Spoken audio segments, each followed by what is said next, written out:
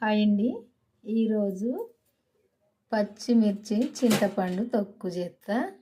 పాతకాలం ఇది. ఈ తొక్కు వెనకటి వాళ్ళు ఇట్నే చేసుకునేవాళ్ళు. పచ్చిమిరపకాయలు ఇవి ఉడకబెట్టి చేసేది వాళ్ళు. నేనైతే కొంచెం నూనె వేసి వేయింపు చేస్తా. ఈ మిర్చి అయితే మంచిగా ఇట్లా శుభ్రంగా ఇట్లా తోడిమే సైడు రెండు సైడ్లు ఇట్లా కట్ చేసుకొని శుభ్రంగా కడిగి తీసుకోవాలి. ఒక 15 అయితే 20 అయితే పచ్చిమిర్చి, దానికైతే ఇంత చింతపండు అయితే సరిపోద్ది. జీలకర్ర, ఎల్లిపాయలు, ఉల్లిగడ్డ, సగం ఉల్లిగడ్డ సరిపోద్ది. ఈ తొక్కు అయితే ఎక్కువ చేసుకునేది వెనకటి వాళ్ళు. టేస్ట్గా కమ్మగానైతే ఉంటుంది. ఎందుకంటే పుల్లగా మంచిగా కారం మంచిగా ఉంటుంది.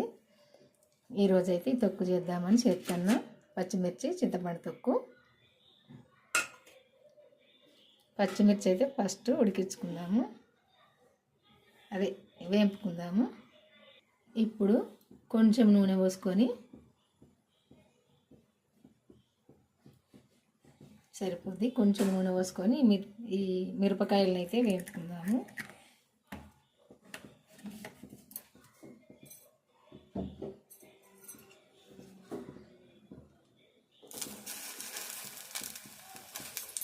మంచిగా దూరగా వేపుకోవాలి.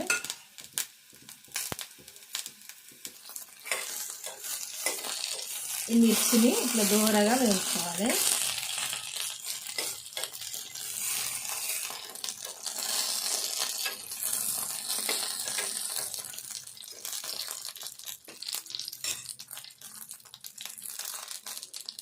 ఈ మిర్చి వేపుకోవాలి, కొంచెం జాగ్రత్తగా వేపుకోవాలి. ఎందుకంటే ఇవి తిరుగుతాయి పైన, మన చేతుల కొంచెం ముఖం మీద కూడా తిరుగుతాయి నూనె. ఈ మిర్చి జాగ్రత్తగా దూరంగా ఉండి వేపుకోవాలి. ఇట్లా దూరంగా వేపుకోవాలి.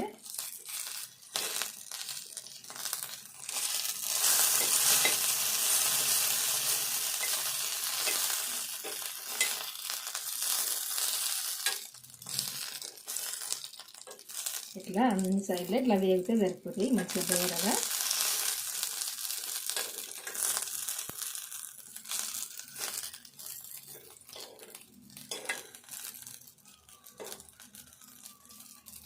ఇట్లా వేపుకోవాలి.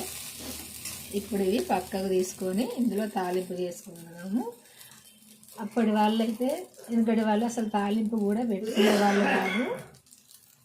నేనైతే ఇప్పుడు తాలింపు పెడతా. వాళ్ళైతే తాలింపు పెట్టుకోపోరు, అట్నే తినేవాళ్ళు చేసుకొని.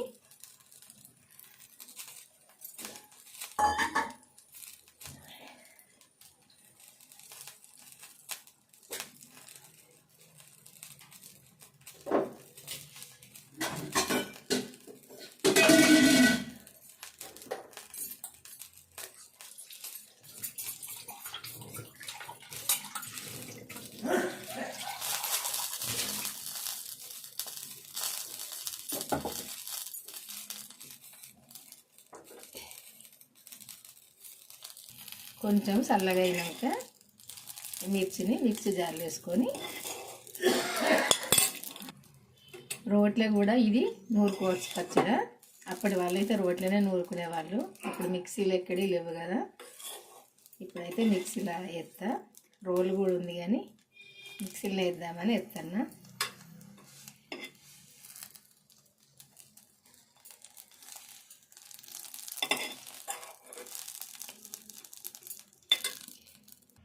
ఇందులో కొంచెం నూనె ఉంది కదా, ఇందులో కొన్ని మెంతులు,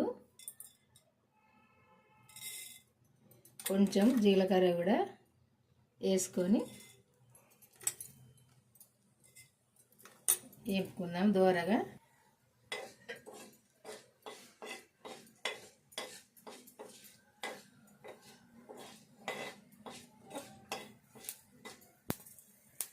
దోరగా వేస్తే ఇవి కూడా ఈ మిరపకాయలనే వేసుకుందాము. ఈ వేపుకున్న మెంతులు, జీలకర్ర కూడా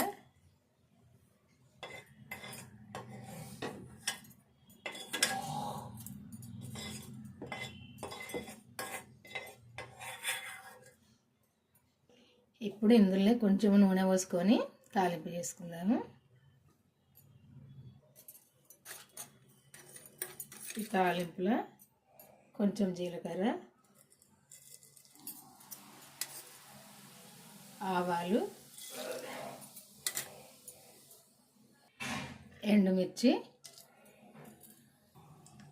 ఇట్లా దంచుకున్న ఎల్లిపాయ, కరివేపాకు, కొత్తిమీర, ఇదంతా కూడా కొంచెం దూరగా వేగేదాకా వేసుకున్నాను.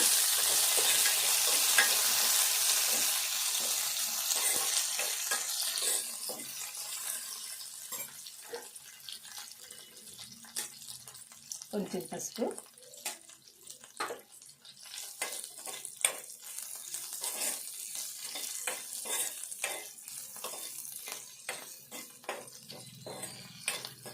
ఇదంతా ఇట్లా తాలింపు దూరగా వేపుకోవాలి. ఇది ఇప్పుడు పక్కకు తీసుకుందాము. ఇదే మిర్చిలా ఈ చింతపండు వేసుకుందాము. ఇది చింతపండును వాటర్తో శుభ్రంగా కడిగిన ఎల్లిపాయ, ఉల్లిపాయ, జీలకర్ర కూడా ఇందులోనే వేసుకుందాము.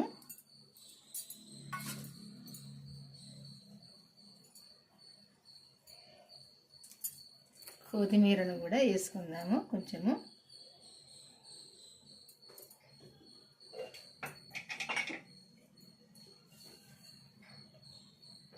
సరిపోను ఉప్పు కూడా వేసుకుందాము. ఇప్పుడు ఇది మిక్సీ పట్టుకుందాము. ఇప్పుడు ఇట్లా పట్టుకుంటే అయిపోద్ది పచ్చడి. ఈ తొక్కు పాతకాలం పచ్చిమిర్చి, చింతపండు తొక్కిది ఇట్లా చేసుకుంటే ఇది చపాతీకైనా, దోశకైనా, అన్నంకైనా చాలా టేస్ట్గా ఉంటుంది. కొంచెము ఈ ఉల్లిపాయను కొంచెం ఇట్లా పట్టుకోవాలి, మరీ మెత్తగా పట్టుకోవద్దు. కొంచెం ఎల్లిపాయను అంతా కూడా కొద్దిగా బరకగా ఉండేటట్టు చూసుకోవాలి, ఇట్లా మరీ మెత్తగా కాకుండా.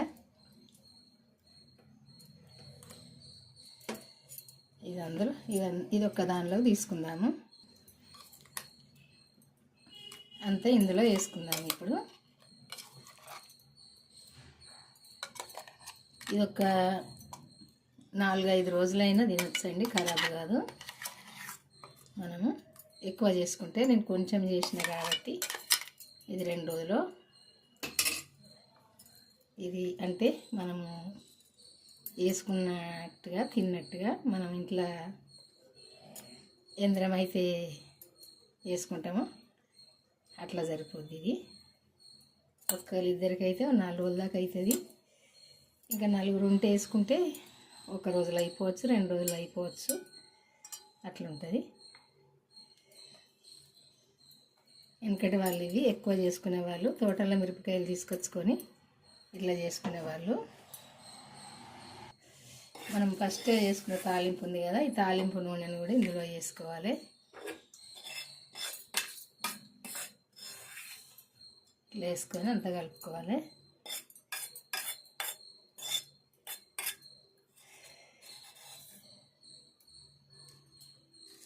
ఇట్లా అయితే ఉంటుందండి, టేస్ట్గా, కమ్మగా, మంచిగా ఇష్టంగా తినొచ్చు. ఇది మనము ఏదన్నా కూర వండుకుంటాం కదా మనం, కూరలు, ఆ కూరలకైతే కొంచెం వేసుకొని తినొచ్చు. ఇట్లా అప్పుడప్పుడైతే ఇట్లా చేసుకొని తింటే చాలా టేస్ట్గా ఉంటుంది. చేసుకోండి, మీకు నచ్చితే చేసుకోండి, మీ ఇష్టము. మీ అందరికైతే నచ్చింది అనుకుంటా నేను. నచ్చితే మాత్రం ఒక లైక్ చేసి మన ఛానల్ సబ్స్క్రైబ్ చేసుకొని మీకు తెలిసిన వాళ్ళకైతే షేర్ చేయండి. మళ్ళీ వంటతో అయితే కలుద్దామండి. బాయ్ అండి, ఉంటా మరి. ఈరోజు అయితే ఈ వంట ఈ పచ్చిమిరపకాయల చింతపండు తొక్కు ఇది ఇట్లుంటుంది, చూసారు కదా. తింటేనైతే కమ్మగా పుల్లగా మంచిగా ఉంటుంది, టేస్ట్గా. బాయ్ అండి, ఉంటా మరి.